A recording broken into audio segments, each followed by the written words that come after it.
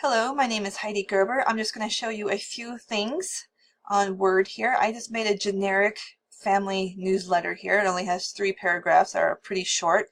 The first thing I'm going to do is in the Insert tab.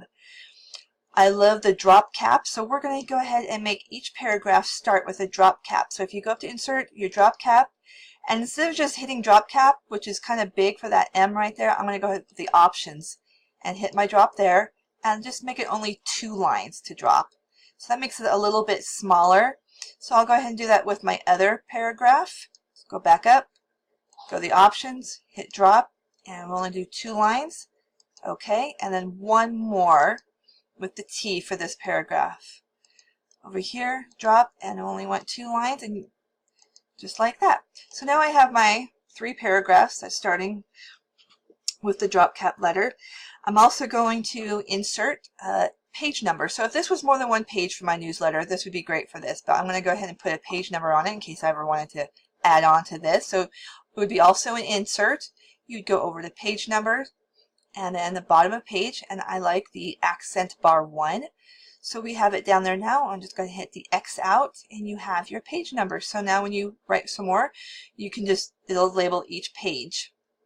Another thing I really enjoy is on the Design tab is the borders. Since it's a newsletter, it'd be kind of neat to give it some color.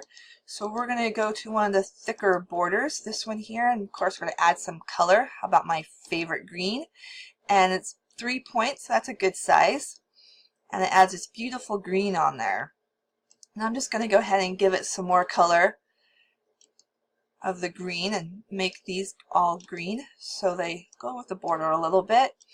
Now the last thing we're going to show you, if you send a newsletter out, you might not want people messing with it. So if you send it out as a PDF, they won't be able to change it. So if you go up to File and go to Export, Create PDF. So here you can just go over to whichever you want to keep it at. I have my Gerber family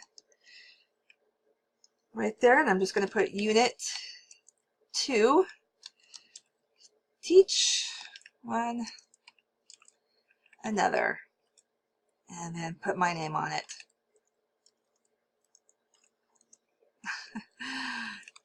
Heidi Gerber. Alright, and that will, you hit Publish, and that will save it as a PDF. So when you send it out to family or anybody who wants to read it, they won't be able to change it.